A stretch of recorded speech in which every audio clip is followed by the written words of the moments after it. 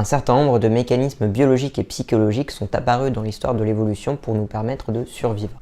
Et on a des mécanismes qui nous permettent de vivre de la manière des êtres humains, c'est-à-dire avec des centaines, voire des milliers d'individus qui peuvent vivre simultanément ensemble. Parmi ces mécanismes, on peut citer par exemple la croyance au libre arbitre, la sensation de contrôle, la responsabilité morale et aussi un certain nombre d'émotions comme par exemple le regret, la culpabilité et celle qui va nous intéresser pour cette étude, la honte. Qu'est-ce que la honte? Comment est-elle apparue? En quoi elle a pu jouer un rôle dans notre histoire évolutive? Est-elle universelle? C'est ce qu'on va voir juste après le générique.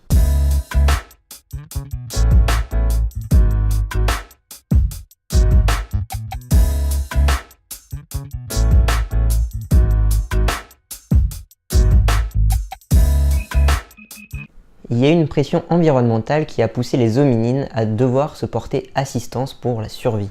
On a différents types de pression. On a par exemple une forte mortalité, on a une variété importante de nourriture et en même temps un manque de nourriture. On va avoir un certain nombre de maladies et aussi par exemple des prédateurs. Et pour porter assistance, il faut une raison, il faut une motivation qui peut nous amener à porter assistance à quelqu'un. Et une de ces raisons et de ces motivations, c'est de savoir que cette personne va aussi pouvoir nous porter assistance en retour.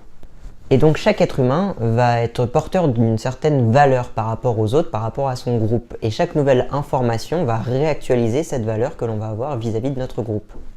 Je vous donne un exemple un peu cru. Si un être humain de votre groupe est malade, et vous allez l'aider, vous allez essayer de le soigner parce que vous allez supposer qu'il va aller mieux et qu'ensuite il va pouvoir vous aider à trouver de la nourriture, à vous porter assistance si vous-même vous vous blessez, etc. Mais si son état empire, s'il commence à avoir de la fièvre, de la gangrène, etc., bref, si ça commence à pas aller bien pour lui, il y a un moment donné où vous allez vous dire il a plus de valeur, il va mourir, on ne peut plus rien faire pour lui et vous allez le laisser mourir. C'est en tout cas ce qui se passait avant. Et de manière plus générale, quelqu'un qui est capable de chercher sa propre nourriture a plus de valeur que quelqu'un qui ne peut pas chercher sa propre nourriture. Et de même, quelqu'un qui peut chercher sa propre nourriture, plus de la nourriture pour les autres, a plus de valeur que quelqu'un qui ne peut chercher de la nourriture que pour soi-même. Et donc les personnes qui ont le moins de valeur, on va finalement plus les attaquer, plus les mépriser, plus les blâmer du fait de n'avoir pas assez de valeur par rapport aux autres. Donc la responsabilisation ou le blâme, ce sont des mécanismes de psychologie évolutive qui permettent aux personnes en bonne santé, qui ont de la valeur, de garder leurs chances de survie et leurs chances de reproduction, et de priver ceux qui ont de moins bonnes chances de survie et de reproduction, justement de pouvoir survivre et de se reproduire. On va tout simplement réduire ces chances de survie en augmentant ses coûts pour la survie.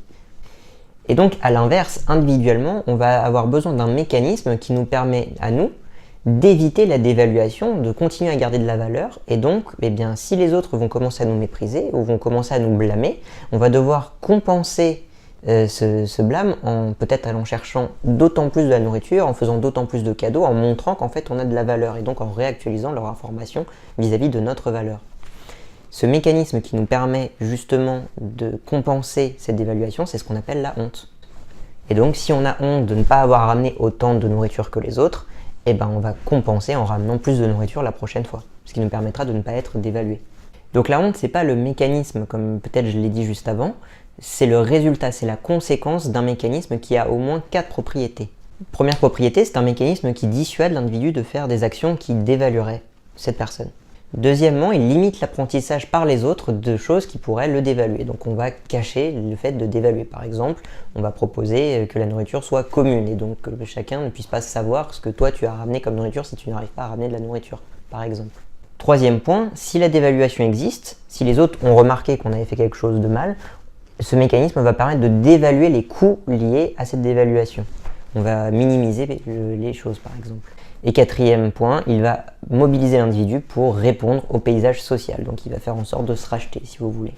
Donc le système de honte doit être sensible au choix du partenaire social et doit minimiser les coûts totaux de la dévaluation qui s'ensuit du paysage social. Et d'ailleurs, le contraire de l'émotion de honte, pour ceux qui se demandent, donc l'émotion qui permet de nous surévaluer nous par rapport aux autres, c'est ce qu'on appelle l'émotion de fierté. Et elle a pour objectif justement de conserver la valeur ou d'augmenter sa valeur par rapport aux autres. Donc l'objectif de cette étude, c'est en fait assez simplement de voir si cette émotion de honte, on l'a dit, il y a un mécanisme qui permet d'un côté d'avoir l'émotion de honte et de l'autre côté d'avoir un effet sur la dévaluation. Et l'objectif, c'est justement de savoir dans cette étude si la honte est vraiment reliée à la dévaluation. Et la deuxième partie de cette étude, c'est aussi de savoir si elle est universelle et donc de savoir si elle existe dans toutes les cultures.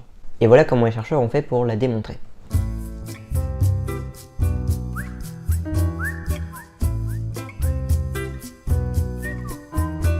Les chercheurs ont pris tout un tas de participants de plein de cultures différentes et les ont à chaque fois séparés en deux, un groupe audience et un groupe honte.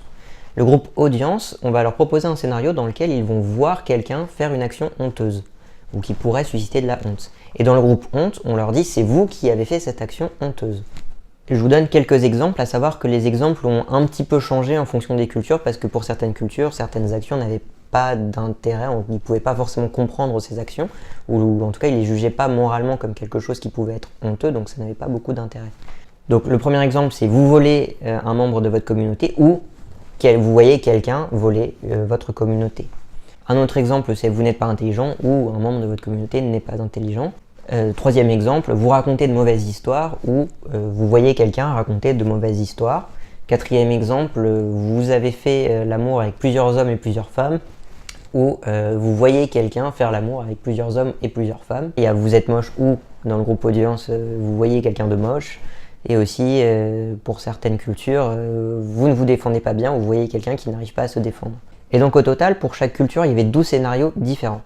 Donc on a soumis ces scénarios à différentes cultures, je vous fais la liste, il y en a l'Équateur, le Chili, le Maroc, le Nigeria, la Grèce, l'Ouganda, l'île Maurice, le Népal, la Russie, la Mongolie, la Chine et le Japon.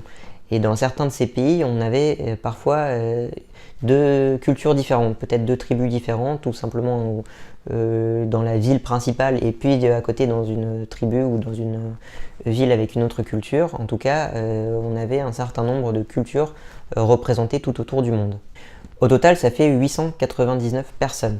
Et donc dans chacun de ces pays, on a pris un certain nombre de participants qu'on a séparés en deux entre le groupe audience et le groupe honte.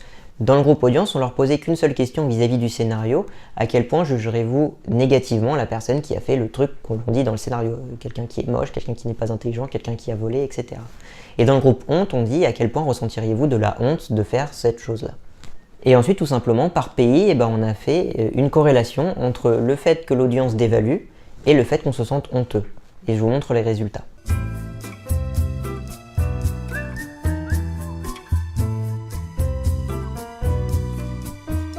Donc chaque case correspond à une communauté.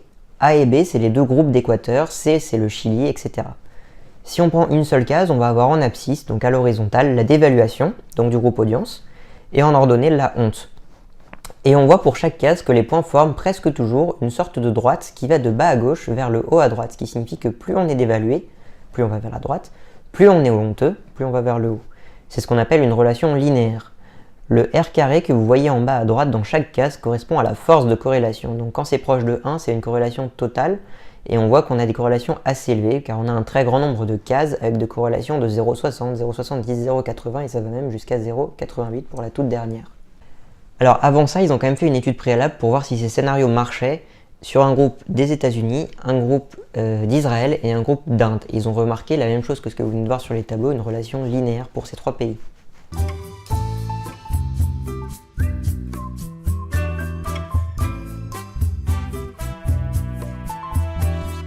En conclusion, on a donc pu montrer que la honte est liée à un mécanisme permettant d'éviter la dévaluation et que ce mécanisme c'est un universel humain lié à la sélection naturelle en fait et qui est un universel humain parce qu'on la retrouve dans tout un tas de situations humaines, que ce soit de petites tribus culturellement très différentes, par exemple de sociétés de masse.